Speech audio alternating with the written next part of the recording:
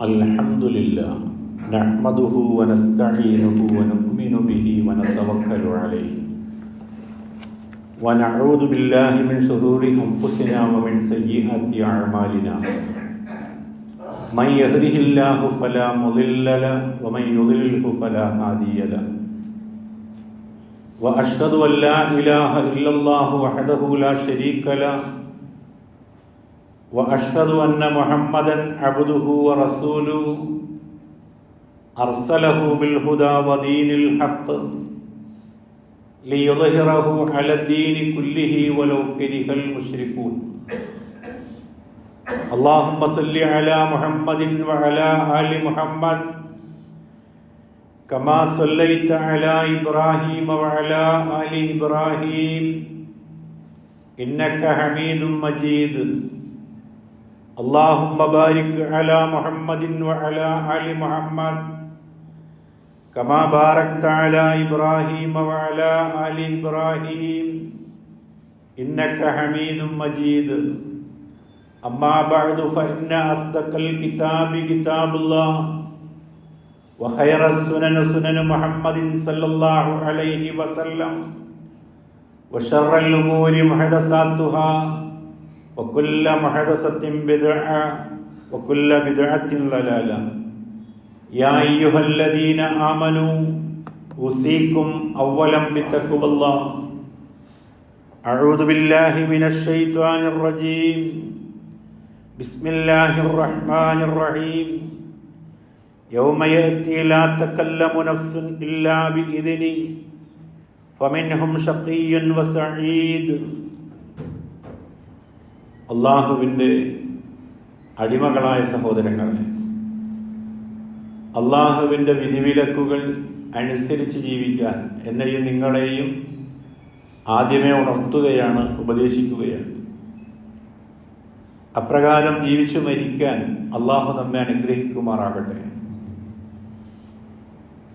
മനുഷ്യർ ഏറെക്കുറെ മാനസികമായി വലിയ അസ്വസ്ഥതയിലൂടെയാണ് കടന്നുപോയിക്കൊണ്ടിരിക്കുന്നത്. എല്ലാ മനുഷ്യരും ജീവിതത്തിൽ സന്തോഷവും സമാധാനവും ആഗ്രഹിക്കുന്നുണ്ട്. എന്നാൽ സന്തോഷം എന്നുള്ളത് പണമോ സ്ഥാനമോ പദവികളോ അധികാരമോ പ്രശസ്തിയോ മറ്റേതെങ്കിലും ഭൗതിക വിഭവങ്ങൾ ഇവയിലാണ് എന്ന് ധരിക്കുകയും അവയ്ക്ക് പിന്നാലെ മറ്റൊന്നും പരിഗണിക്കാതെ പായുകയും ഒടുവിൽ അവിടെയൊന്നും സന്തോഷം കണ്ടെത്താനാവാതെ നിരാശപ്പെട്ടു പോവുകയും ചെയ്യുന്ന ദുരനുഭവങ്ങൾ ഏറി വരികയാണ്. മേൽ പറയപ്പെട്ട ഭൗതികമായ വിഭവങ്ങൾ ഒരു പരിധിവരെ നമുക്ക് സന്തോഷമായി അനുഭവിക്കണമെങ്കിൽ അത് എങ്ങനെയാണ് കൃത്യമായി ഉപയോഗിക്കേണ്ടത് എന്നുള്ള കൃത്യമായ തിരിച്ചറിവ് നമുക്കുണ്ടായിരിക്കണം. എങ്കിൽ അത്തരം വിഭവങ്ങളിലൂടെ ഒരു പരിധിവരെ നമുക്ക് സന്തോഷമുണ്ടാകുന്നതാണ്. എന്നാൽ ഇസ്ലാമിലെ പൂർവികരായ ആളുകളുടെ സ്വഹാബിമാരുടെയും അവരുടെ പിന്നാലെ കടന്നു വന്നിട്ടുള്ള താബിഈകളുടെയും തബഅ താബിഈകളുടെയും ഒക്കെ ചരിത്രങ്ങൾ നമ്മൾ പഠിക്കുമ്പോൾ അതിദരിദ്രരായിരുന്നിട്ടും അവർ അനുഭവിച്ചിട്ടുള്ള സമാധാനവും സന്തോഷവും ശതകോടീശ്വരന്മാരായ ആളുകൾക്ക് പോലും നേടാനാവാത്തതായിരുന്നു എന്ന് നമ്മൾ തിരിച്ചറിയേണ്ടതുണ്ട്. എങ്കിൽ ശരിയായ ആ സന്തോഷവും സമാധാനവും ലഭിക്കണമെങ്കിൽ അള്ളാഹുവിൻ്റെ വിധിവിലക്കുകളെ കൃത്യമായി അറിയുകയും അവ നമ്മുടെ ജീവിതത്തിൽ നമ്മൾ പകർത്തുകയും ചെയ്യുമ്പോഴാണ് അതിന് നമ്മൾ ഓരോരുത്തരും അർഹരായിത്തീരുന്നത്. ആമുഖമായി നിങ്ങളുടെ ശ്രദ്ധയിൽ കേൾപ്പിച്ച വചനം 11-ാമത്തെ അധ്യായം സൂറ ഹൂദിലെ 105-ാമത്തെ വചനമാണ്. ആ ആയത്തിലൂടെ അള്ളാഹു നമ്മളോട് പറയുന്നത് യൗമ യഅ്തി ലാ തകല്ലമു നഫ്സുൻ ഇല്ലാ ബിഇദ്നി, ആ അവധി വന്നെത്തുന്ന ദിവസം യാതൊരാളോടും അവൻ്റെ അള്ളാഹുവിൻ്റെ അനുമതിയില്ലാതെ ഒരാളും സംസാരിക്കുകയില്ല. ഫമിൻഹും, അപ്പോൾ അവരുടെ കൂട്ടത്തിലുണ്ടാകും ഷഖീയുൻ, ദൗർഭാഗ്യവാനായ മനുഷ്യൻ, വസഈദുൻ, അതേപോലെ തന്നെ സൗഭാഗ്യവാനായ മനുഷ്യൻ. മനുഷ്യർ തിരിച്ചു പോകുന്ന, എല്ലാം നശിക്കുന്ന ഒരു അന്ത്യനാളിനെ സംബന്ധിച്ചാണ് പറഞ്ഞു വരുന്നത്. അന്നേരം മനുഷ്യരുടെ കൂട്ടത്തിൽ രണ്ട് വിഭാഗം ആളുകളായി മനുഷ്യരൊക്കെ വേർപിരിഞ്ഞു പോകുന്ന ഒരു അവസ്ഥയെ സംബന്ധിച്ചുമാണ് ആയത്തിലൂടെ സൂചിപ്പിച്ചിട്ടുള്ളത്. സന്തോഷം എന്ന് പറയുന്നത് എന്താണ്? സന്തോഷം നമുക്കറിയാം, നമ്മുടെ മനസ്സിനും ആത്മാവുമായി ബന്ധപ്പെട്ട കാര്യമാണ് നമുക്കറിയാം. ലൗകികമായ പലതിലും നമ്മൾ ആകൃഷ്ടരാണ് ഈ ഭൗതിക ലോകത്ത്. നിലവിൽ അവയിലൂടെ നമുക്ക് സന്തോഷമുണ്ടാകുമെന്ന് നമ്മൾ ധരിച്ചു വയ്ക്കുന്നുണ്ട്. എന്നാൽ പലപ്പോഴും നിരാശയിലേക്ക് നമ്മൾ ചെന്നെത്താറുണ്ട് അത്തരം അന്വേഷണങ്ങൾ. ഒരു ഉദാഹരണം പറയുകയാണെങ്കിൽ, ഒരു കച്ചവടക്കാരനായ വ്യക്തി അയാളുടെ വിഭവങ്ങൾ ധാരാളം സ്റ്റോക്ക് ചെയ്ത ഒരു സന്ദർഭത്തിൽ പൊടുന്നനെ വില കൂടിയാൽ അയാൾക്കുണ്ടാകുന്നത് വലിയൊരു മാനസികമായ സന്തോഷമായിരിക്കും. ആ സന്തോഷം ഒരു പക്ഷേ അയാൾക്ക് താങ്ങാൻ പോലും പറ്റാത്ത അവസ്ഥയിലായി അയാൾ ചിലപ്പോൾ മരണപ്പെട്ടെന്നിരിക്കും. അത്രമേൽ സന്തോഷം ഉണ്ടാകും. എന്നാൽ നേരെ മറിച്ച് മറ്റൊരു വ്യക്തിയെ സംബന്ധിച്ചിടത്തോളം അയാൾ ധാരാളം വിഭവങ്ങളൊക്കെ കരുതി കൂട്ടി വച്ചു, വില കൂടുമെന്ന് അയാൾ വിചാരിച്ചു. എന്നാൽ പൊടുന്നനെ വില കുറഞ്ഞു പോയാൽ തനിക്ക് വരാനിരിക്കുന്ന നഷ്ടത്തെ സംബന്ധിച്ച് ആലോചിച്ച് അയാളും ജീവൻ നഷ്ടപ്പെട്ടു പോകാൻ സാധ്യതയുണ്ട്. ഇത് നമ്മൾ വിഭാവന ചെയ്യുന്നൊരു സംഭവമാണ് എങ്കിലും വർത്തമാനകാലത്ത് ഇതേപോലത്തെ അനേക സംഭവങ്ങൾ നിരന്തരമായി റിപ്പോർട്ട് ചെയ്യപ്പെടുന്നുണ്ട്. നമ്മൾ ചില മരണങ്ങളും ചില ആത്മഹത്യകളും ഒക്കെ കേൾക്കുമ്പോൾ നമ്മൾ വിചാരിക്കും അവർക്ക് എന്തിൻ്റെ കേടാണെന്ന് വിചാരിക്കും. ഭാര്യയും ഭർത്താവും ജോലിക്കാർ, അത് സർക്കാർ ശമ്പളം പറ്റുന്ന ആളുകൾ, മക്കളൊക്കെ എന്തിനും പറ്റിയ ആളുകൾ. ഇതിനിടയിലാണ് അവരിങ്ങനെ ഒന്നടങ്കം ആത്മഹത്യ ചെയ്ത് കളയുന്നത്. അവരനുഭവിക്കുന്ന മാനസികമായ പ്രയാസങ്ങൾ എന്താണ് എന്നത് അവർക്ക് മാത്രം അറിയാൻ പറ്റിയൊരു ലോകമാണ്. പുറമേ നിന്ന് നോക്കുന്ന ആളുകൾക്ക് അവരുടെ ഭൗതിക വിഭവങ്ങൾ മാത്രമേ കാണാൻ പറ്റിയുള്ളൂ. അവരനുഭവിക്കുന്ന മാനസികമായ പ്രയാസങ്ങൾ കാണാൻ പറ്റിയില്ല എന്നതാണ്. അപ്പോൾ ദുനിയാവിലെ സന്തോഷങ്ങൾ നമ്മൾ തേടുമ്പോൾ നമ്മൾ പഠിക്കേണ്ടുന്ന ലളിതമായൊരു പാഠമാണ് ഈ പറഞ്ഞത്. അതിലൊന്നും എന്നെയും നിങ്ങളെയും തൃപ്തിപ്പെടുത്താനുള്ള ഒന്നുമില്ല എന്ന് നമ്മൾ പഠിക്കേണ്ടിയിരിക്കുന്നു. അത് മനസ്സിലാക്കാതെ അതിൻ്റെ പിന്നിൽ തന്നെ കെട്ടിമറിഞ്ഞ് ജീവിതം നശിപ്പിക്കുന്ന എത്രയോ ആളുകളുണ്ട്. ഖുർആനിൽ പ്രവാചക നിയോഗത്തെ സംബന്ധിച്ച് പറയുന്നുണ്ട്. എത്ര കൃത്യമായിട്ടാണ് അള്ളാഹു പറയുന്നത്. മാനവ സമൂഹത്തിൻ്റെ സമാശ്വാസമാണ് പ്രവാചക നിയോഗങ്ങളിലൂടെ അള്ളാഹു ഉദ്ദേശിക്കുന്നത്. ഖുർആനിലെ 9-ാമത്തെ അധ്യായം സൂറ തൗബയിലെ 128-ാമത്തെ വചനത്തിൽ നമുക്ക് വായിക്കാം. ലഖദ് ജാഅക്കും റസൂലും മിൻ അൻഫുസിക്കും, ഇതാ നിങ്ങളിൽ നിന്ന് തന്നെ നിങ്ങൾക്കൊരു ദൂതൻ വന്നിരിക്കുന്നു. അസീസുൻ അലൈഹി മാ അനിത്തും ഹരീസുൻ അലൈക്കും ബിൽ മുഅ്മിനീന റഊഫുർ റഹീം. 3 കാര്യങ്ങൾ അവിടെ തുടർന്ന് പറയാൻ. ഒന്ന്, നിങ്ങൾ കഷ്ടപ്പെടുന്നത് സഹിക്കാൻ പറ്റാത്തവനാണ് പ്രവാചകൻ. നമ്മുടെ വിഷമങ്ങളും പ്രയാസങ്ങളിലുമൊക്കെ നമ്മുടെ ചാര നിൽക്കുന്ന ഒരാൾ, തലോടാൻ ഒരാൾ, ആശ്വാസം പറയാൻ ഒരാൾ, എന്തുമാത്രം ഒരു മാനസികമായ സമാധാനമായിരിക്കും അത്തരം ഘട്ടത്തിൽ ആ പ്രയാസങ്ങളിലൂടെ കടന്നു പോകുന്ന ഓരോരുത്തരും അനുഭവിക്കുക. പ്രവാചക നിയോഗമായിട്ട് അള്ളാഹു പറഞ്ഞൊരു കാര്യം അതാണ്. നിങ്ങൾ കഷ്ടപ്പെടുന്നത് ഒരിക്കലും ആ പ്രവാചകന് സഹിക്കാൻ പറ്റില്ല എന്നതാണ്. 2-ാമത്തെ കാര്യം പറഞ്ഞത്, നിങ്ങളുടെ കാര്യത്തിൽ അതീവ തൽപരനാണ് പ്രവാചകൻ. നമ്മുടെ കാര്യത്തിൽ നമ്മളെക്കാൾ താല്പര്യമുള്ളവർ, നമുക്ക് ഏറ്റവും വേണ്ടപ്പെട്ടവരായി നമ്മൾ അവരെ തിരഞ്ഞെടുക്കുമെന്നുള്ളതാണ്. പ്രവാചക നിയോഗത്തിൽ പ്രവാചകന്റെ ആ ഒരു നിയോഗ ഭാഗമായി കൊണ്ട് ഖുർആൻ പറയാൻ മൂന്നാമതായി പറഞ്ഞത് സത്യവിശ്വാസികളോട് അത്യന്തം ദയാലുവും കാരുണ്യവാനുമാകുന്നു അദ്ദേഹം. ബിൽ മുഅ്മിനീന റഊഫുർ റഹീം എന്നതാണ്. ഇതെല്ലാം എക്കാലഘട്ടത്തിലും മനുഷ്യർ ആഗ്രഹിക്കുന്ന കാര്യങ്ങളാണ്. എൻ്റെ ഈ പ്രയാസത്തിൽ നിന്ന് എനിക്ക് എങ്ങനെ രക്ഷപ്പെടാൻ കഴിയും എന്ന് ആലോചിക്കുകയും വല്ലാതെ മനസ്സിലെ കണക്കൂട്ടലുകളൊക്കെ തെറ്റി, താളം തെറ്റി, ഒടുവിൽ ജീവിതം തന്നെ നശിപ്പിച്ച് കളയാം എന്ന് വിചാരിക്കുകയും ചെയ്യുന്നൊരു ഘട്ടത്തിൽ ആശ്വാസം പറയുന്നവൻ ദൈവദൂതന്മാരെ പോലെ ആളുകൾക്ക് അനുഭവപ്പെടുമെന്നുള്ളതാണ്. പ്രവാചകൻ തൻ്റെ ചില ദൂതന്മാരെ ചില ദിക്കുകളിലേക്ക് പ്രബോധനത്തിന് അയക്കുമ്പോൾ ഇതേ ആശയം പ്രവാചകൻ പറഞ്ഞു കൊടുക്കുകയാണ്. അള്ളാഹുവിൻ്റെ റസൂല് പറഞ്ഞതായി ഇമാം മുസ്ലിം തൻ്റെ സഹീഹിൽ രേഖപ്പെടുത്തുകയാണ്. ബഷിറു, നിങ്ങൾ സന്തോഷ വാർത്ത അറിയിക്കുക. വലാ തുനഫിറു, ആളുകളെ വെറുപ്പിക്കരുത്, ആളുകൾക്ക് വെറുപ്പുണ്ടാക്കുന്ന രീതിയിൽ സംസാരിക്കരുത്, സന്തോഷ വാർത്ത അറിയിക്കണം. പ്രബോധകന്മാർക്കുള്ള പ്രവാചകന്റെ ഉപദേശമാണ് പറയുന്നത്. യസ്സിറു, നിങ്ങൾ എളുപ്പമുണ്ടാക്കണം. വലാ തുഅസ്സിറു, പ്രയാസമുണ്ടാക്കരുത്.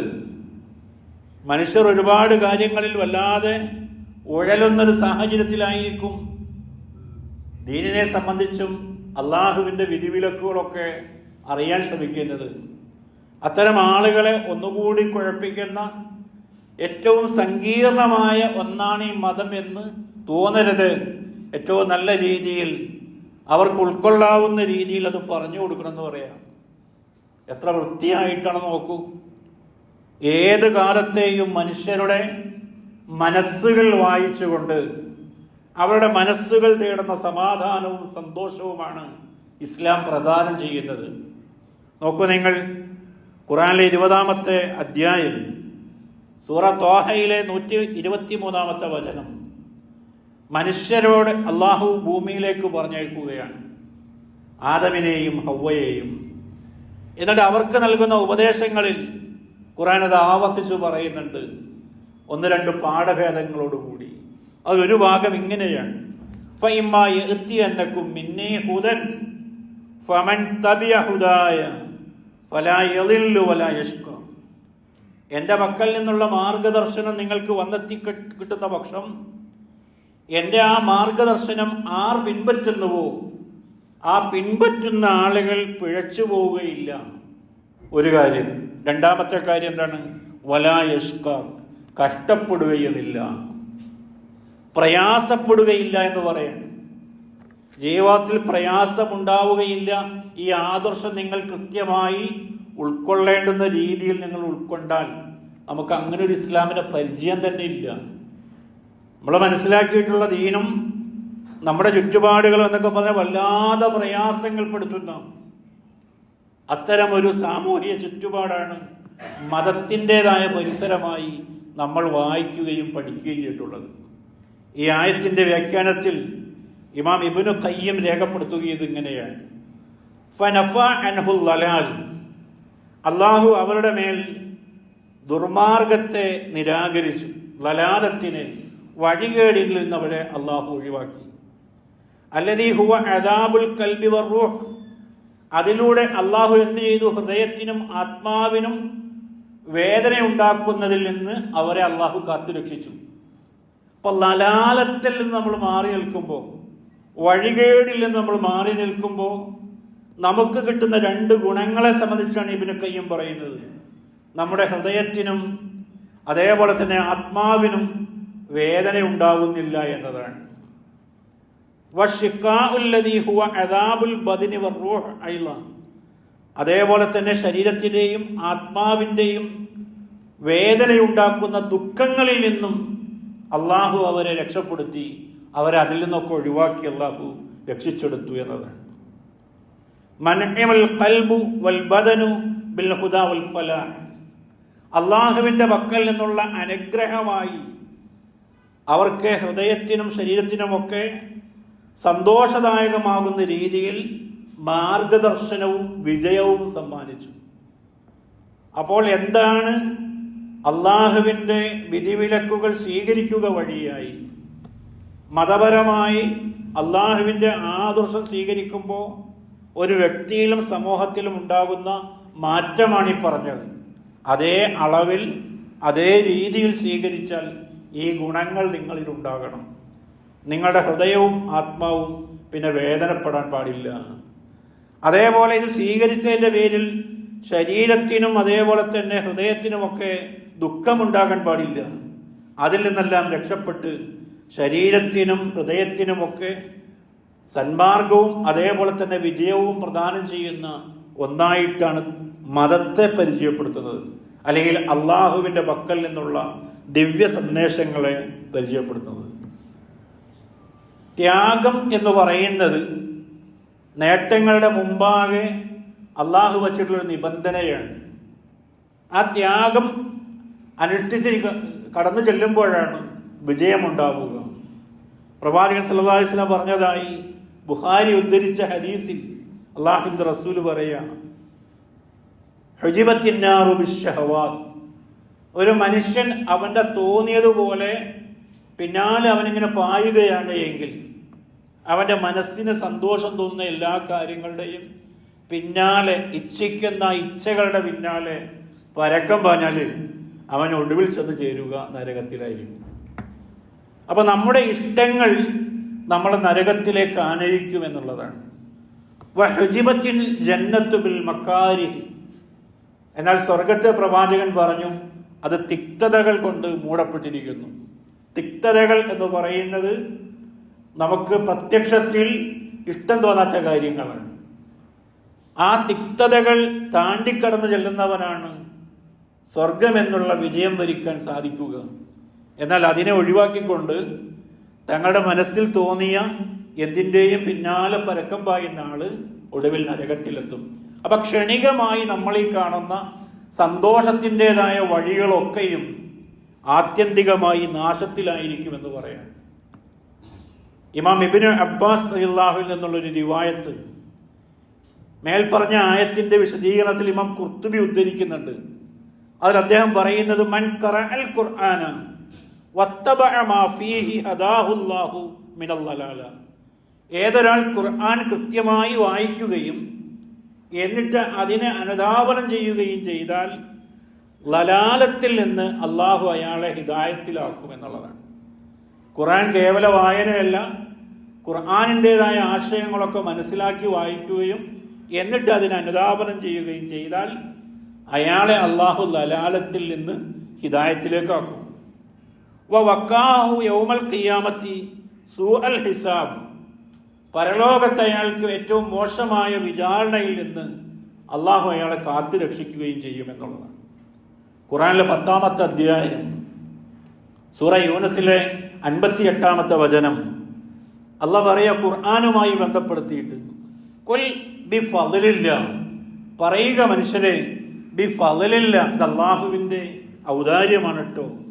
വബി റഹ്മത്തിഹി, അള്ളാഹു നിങ്ങൾക്ക് നൽകിയിട്ടുള്ള അനുഗ്രഹവുമാണത്. ഫബിദാലിക, അതുകൊണ്ട് ഫൽയഫ്റഹു, നിങ്ങൾ സന്തോഷിച്ചു കൊള്ളുക. ഹുവ ഖൈറൻ മിമ്മാ യജ്മഊൻ, നിങ്ങൾ മറ്റ് സമ്പാദ്യങ്ങളെക്കാളൊക്കെയും ഏറ്റവും മികച്ചതാണിത്. എത്ര കൃത്യമായിട്ടാണ് അള്ളാഹു പറയുന്നത്.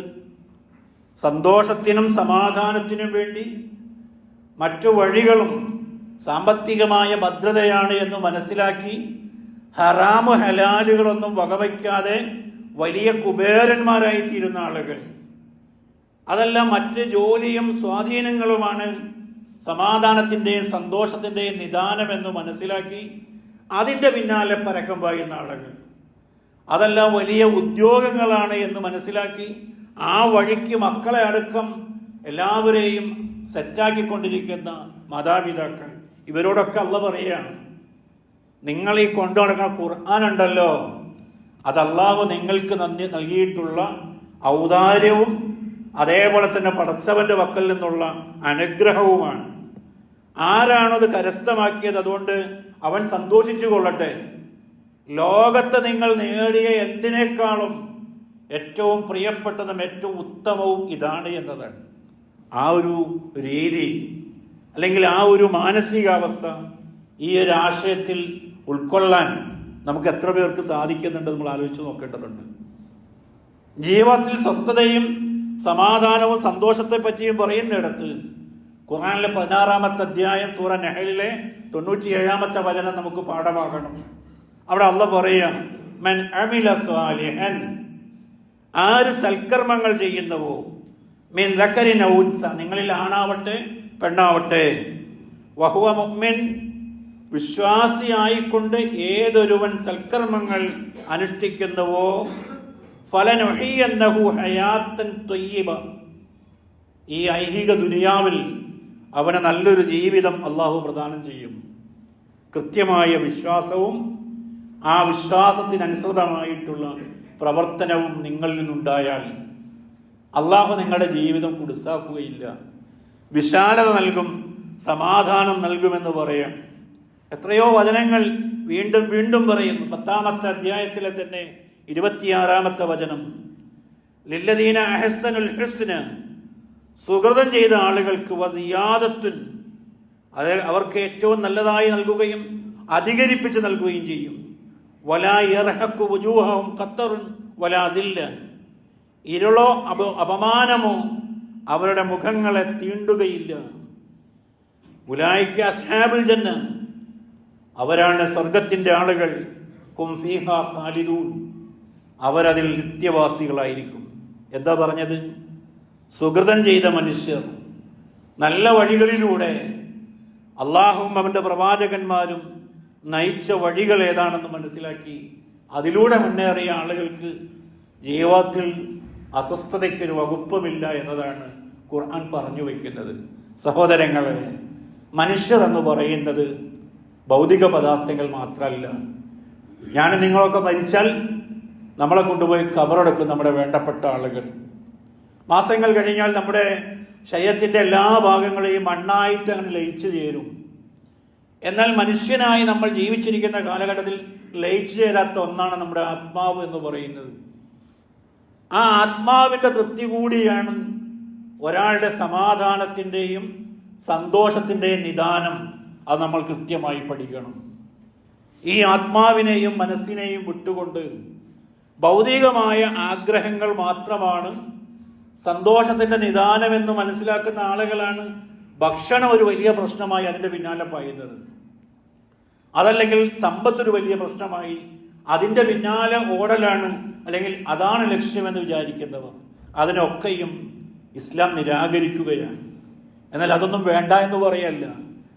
തുടക്കത്തിലെ നമ്മൾ പറഞ്ഞതുപോലെ പരിമിതമായ ഈ വിഭവങ്ങൾ ഉപയോഗിക്കേണ്ടത് എങ്ങനെയെന്ന് നിങ്ങൾ തിരിച്ചറിയുമ്പോൾ അതും നിങ്ങൾക്ക് സന്തോഷമായി വരും. ഇമാം മുസ്ലിം റിപ്പോർട്ട് ചെയ്ത ഹദീസിൽ ഒരു വിശ്വാസിയുടെ സ്വഭാവത്തെ പറ്റി പറയാം. അള്ളാഹുവിൻ്റെ റസൂല് പറഞ്ഞു, ഖദ് അഫ്ലഹ മൻ അസ്ലമ, ആര് അള്ളാഹുവിനെ കീഴൊതുങ്ങിയോ അവൻ വിജയിച്ചിരിക്കുന്നു. എന്താണ് അവരുടെ പ്രത്യേകത? വറുസിക കഫാഫൻ, ലഭിച്ചതിൽ അവന് മതിയായവനാണ്. വകന്നഅഹു ബിമാ ആതാഹു, അല്ലാഹ് നൽകിയതെന്താണോ ആ നൽകിയതിൽ അവൻ സംതൃപ്തനുമാണ്. പുതിയ ലോകമെന്ന് പറയുന്നത് നമ്മളൊന്നും ഒരു കാര്യത്തിലും സംതൃപ്തരല്ല. കഴിക്കുന്ന ഭക്ഷണം സംതൃപ്തിയല്ല, മക്കളിൽ സംതൃപ്തരല്ല, മാതാപിതാക്കളിൽ സംതൃപ്തരല്ല, ജോലിയിൽ സംതൃപ്തരല്ല, ഇടപെടുന്ന സാമൂഹ്യ പശ്ചാത്തലങ്ങളിൽ സൗകര്യങ്ങളിൽ നമ്മൾ സംതൃപ്തരല്ല. ആ അസംതൃപ്തിയാണ് പുതിയ കാലഘട്ടത്തിൻ്റെ ഏറ്റവും വലിയ വെല്ലുവിളി എന്ന് പറയുന്നത്. എന്നാൽ വിശ്വാസിയെ സംബന്ധിച്ച് അള്ളാഹുവിൻ്റെ റസൂല് പറയാം, ആരെ അള്ളാഹ്ക്ക് കീഴൊതുങ്ങിയോ അവൻ വിജയിച്ചിരിക്കുന്നു. എന്താണ് പ്രത്യേകത? ലഭിച്ചതെന്താണോ, ലഭിച്ച വിഭവങ്ങൾ മതിയായവനാണ്. 10 രൂപ കിട്ടിയാൽ ആ 10 രൂപയിൽ മനസ്സറിഞ്ഞുകൊണ്ട് അൽഹംദുലില്ലാ എന്ന് പറയാൻ കഴിയുക. നമുക്ക് കഴിയുമോ അങ്ങനെ? ആകാശം മുട്ട വലിയ പ്രതീക്ഷകളുമായി നടക്കുകയും എന്നിട്ട് അതിൻ്റെ പിന്നാലെ പരക്കം പായുകയും കുറഞ്ഞുപോയ വിഭവങ്ങളുടെ നേരെ നോക്കി നെടുവീർപ്പിടുകയും ചെയ്യുന്നവരായി വർത്തമാന കാലഘട്ടത്തിൽ നമ്മൾ അസ്വസ്ഥരും അസമാധാനത്തിൻ്റെ ആളുകളുമായി സന്തോഷമില്ലാത്തവരായി മാറുകയാണ്. അവിടെയാണ് ഇസ്ലാം ചിട്ടപ്പെടുത്തുന്ന രീതികൾ നമ്മളോട് പറയുന്നത്. ഇനി അവിശ്വാസികളെ പറ്റി ഖുർആൻ പറഞ്ഞതുകൂടി ചേർത്തു പഠിച്ചാൽ ആ ഭാഗം വളരെ വൃത്തിയാകുമെന്നുള്ളതാണ്. ഖുർആനിലെ 47-ാമത്തെ അധ്യായം സൂറ മുഹമ്മദിലെ 12-ാമത്തെ വചനം, വല്ലദീന കഫറു, അവിശ്വാസികളായ ആളുകൾ, യതമത്തഊൻ, എന്താണ് അവർ ചെയ്യുന്നത്? ഐഹിക വിഭവങ്ങൾ അവർ ആസ്വദിക്കുകയാണ്. ദുനിയാവിൽ എന്തിനാണ് വന്നതെന്ന് അറിയില്ല. ഇതൊരു സുഖവാസത്തിന് വന്നതുപോലെ എല്ലാം ഇങ്ങനെ അടിച്ചു പൊളിച്ചെങ്ങനെ ലൈറ്റ് വെയിറ്റ് ആയിട്ട് പറന്നു നടക്കുകയാണ് ആളുകൾ. വയഅ്കുലൂൻ, അവർ തിന്നുകയാണ്. കമാ തഅ്കുലുൽ അൻആം, കന്നുകാലികൾ തിന്നുന്നത് പോലെ, മുക്രയിടുന്നത് പോലെ വാരി വലിച്ച് തിന്നു തീർക്കുകയാണ് അവർ. അല്ലാഹ് പറയാം, വന്നാറു മസ്വൽ ലഹും, അവരുടെ സങ്കേതം നരകമായിരിക്കും. എത്ര കൃത്യമായിട്ടാണ് പറയുന്നത്. നിങ്ങളുടെയും എൻ്റെയും കൈകളിൽ ലഭിക്കുന്ന ഭൗതികമായ സൗകര്യങ്ങൾ, ആസ്വാദനങ്ങൾക്കപ്പുറം അതിനൊരു ലക്ഷ്യമുണ്ട് എന്നുള്ള കൃത്യമായ ബോധമാണ് അവിശ്വാസികൾക്കില്ലാതെ പോയത്. അതേപോലെ തന്നെ നിങ്ങളുമായെങ്കിലോ, നിങ്ങളും അവരും തമ്മിൽ എന്ത് വ്യത്യാസമുള്ളത്? അതേപോലെ രണ്ടാമത് പറഞ്ഞത്, കന്നുകാലികൾ തിന്നുന്നത് പോലെ, തിന്നാൻ വേണ്ടി ജനിച്ചവരെ പോലെ പരക്കം പാഞ്ഞ് തിന്നു കിടക്കുന്ന ആളുകൾ. ഈ രണ്ട് സ്വഭാവത്തെയും ഇസ്ലാം നിരാകരിക്കുകയാണ്. ഈ ആയത്തിന്റെ വ്യാഖ്യാനത്തിൽ പ്രവാചകൻ സല്ലല്ലാഹു അലൈഹി വസല്ലം പറഞ്ഞതായി ബുഖാരി ഉദ്ധരിക്കുന്ന ഹദീസിൽ, അൽ മുഅ്മിനു യഅകുലു ഫിൽ മഈം വാഹിദ, വിശ്വാസി ഒരു കുടലിൽ ഭക്ഷിക്കുമ്പോൾ, വൽ കാഫിറു യഅകുലു ഫീ സബഅത്തി അംആ, 7 കുടലിലാണ് അവിശ്വാസിയായ ഒരു മനുഷ്യൻ ആഹരിക്കുന്നത് എന്നാണ് പ്രവാചകൻ പറഞ്ഞത്. മിതമായ ഭക്ഷണശീലം പോലും സ്വസ്ഥതയുടെയും സമാധാനത്തിൻ്റെയും സന്തോഷത്തിൻ്റെയും ഒരു ഭാഗമാണ് എന്ന് മതം പഠിപ്പിച്ചു തരാം. പുതിയ കാലഘട്ടത്തിൽ നമ്മളൊക്കെ നമ്മുടെ അസുഖങ്ങൾ കൊണ്ട് ഇടങ്ങേറാവണം. എല്ലാ അസുഖങ്ങളുടെയും പ്രധാനപ്പെട്ട ഒരു കാരണമെന്ന് പറയുന്നത് ഭക്ഷണ രംഗത്തുള്ള നമ്മുടെ അനിയന്ത്രിതമായിട്ടുള്ള ഉപയോഗമാണ്. ഈ ഹദീസും ആധുനിക കാലഘട്ടത്തിലെ പ്രശ്നങ്ങളെയും നമ്മൾ ചേർത്തു പഠിച്ചാൽ അത് എത്ര കണ്ട് വൃത്തിയായിരിക്കും എന്ന് ആലോചിച്ച് നോക്കൂ. പരിമിതമായിട്ടുള്ള ഭക്ഷണ രീതികൾ, മിതമായ ഭക്ഷണം, അങ്ങനെ നമ്മളൊന്ന് ശീലിക്കണമെന്ന് പറയാം. അള്ളാഹുവിൻ്റെ റസൂല് പറഞ്ഞതായി ഇമാം തുർമദി ഉദ്ധരിക്കുന്ന ഹദീസ് ഹുദൈഫത്ത് ഇബ്നുൽ യമാനി റളിയല്ലാഹു അൻഹു ഉദ്ധരിക്കുകയാണ്. പ്രവാചകൻ പറഞ്ഞു, ലാ തഖൂമുസ്സാഅ, അന്ത്യനാൾ വരികയില്ല, ഹത്താ യകൂന അസ്അദൻ നാസി ബിദ്ദുനിയ ലുക്അ ഇബ്നു ലുക്അ, വെഡ്ഡിയും വിഡ്ഡിയുടെ മകനും ഏറ്റവും നല്ല സുഖലോലുപനാകാതെ അന്ത്യനാൾ വരികയില്ല. പ്രവാചകൻ പറയാം, ലുക്ക എന്ന വാക്കിന് അറബികൾ പറയുന്നത് അപമാനവും വൃത്തികേടിനെയും സൂചിപ്പിക്കാൻ വേണ്ടി പുരാതന കാലത്ത് അവർ ഉപയോഗിക്കുന്ന ഒരു പദമാണ് ലുക്ക എന്നുള്ളത്. അതൊരു വ്യക്തിയല്ല. അത് കുറച്ചുകൂടി പരിഷ്കരിച്ചുകൊണ്ട് വിഡ്ഢിത്തം എന്ന് പറയും. അതാണ് വിഡ്ഢിയും വിഡ്ഢിയുടെ മകനും എന്ന് പറഞ്ഞത്. ജീവിതത്തിനൊരാശയമോ അർത്ഥമോ ഇല്ലാതെ പോകുന്ന ആളുകൾ ഏറ്റവും സുഖലോലുപരായി കഴിയുന്ന ഒരു കാഴ്ച നിങ്ങൾ കാണാതെ അന്ത്യനാൾ വരില്ല എന്നുള്ളതാണ്. അപ്പൊ ഈ ദുനിയാവിലെ യാതൊരു കലവറയുമില്ലാത്ത എല്ലാ നിലക്കുമുള്ള ആർഭാടങ്ങളും ഒരു നിലക്കുമുള്ള വിരോധങ്ങളോ അല്ലെങ്കിൽ പരിധികളോ ഇല്ലാത്ത വിധത്തിലുള്ള അത്തരം കുത്തഴിഞ്ഞൊരു ജീവിതവും ആ ആസ്വാദനവുമൊക്കെ അന്ത്യനാളിൻ്റെ ലക്ഷണമായി കൊണ്ട് പഠിപ്പിക്കുകയാണ്. അതുകൊണ്ട് ഇസ്ലാം അതിൻ്റെ അനുയായികളെ പഠിപ്പിക്കുക, സന്തോഷം എന്നുള്ളത് നമ്മൾ സമ്പാദിക്കുന്ന ഭൗതിക വിഭവങ്ങൾക്കും ഉപരിയാണ്. അതിനൊക്കെ അർത്ഥമുണ്ടാകണമെങ്കിൽ നിങ്ങൾ കൃത്യമായ ജീവിതത്തെ സംബന്ധിച്ചുള്ള കൃത്യമായ അറിവും തിരിച്ചറിവുമുള്ളവരായിരിക്കണം. ഈ രണ്ടും നിങ്ങൾക്ക് കിട്ടുന്നത് പ്രമാണങ്ങളിൽ നിന്നാണ്. ആ നിലയിൽ നമുക്ക് ലഭിച്ച വിഭവങ്ങളെ കൃത്യമായി ഉപയോഗപ്പെടുത്തുന്ന നല്ല വിശ്വാസികളിൽ, ശാശ്വതമായി സന്തോഷവും സമാധാനവും ലഭിക്കുന്ന നല്ല വിശ്വാസികളിൽ, വിശ്വാസിനികളിൽ അള്ളാഹു എന്നെയും നിങ്ങളെയും ഉൾപ്പെടുത്തി അനുഗ്രഹിക്കുമാറാകട്ടെ.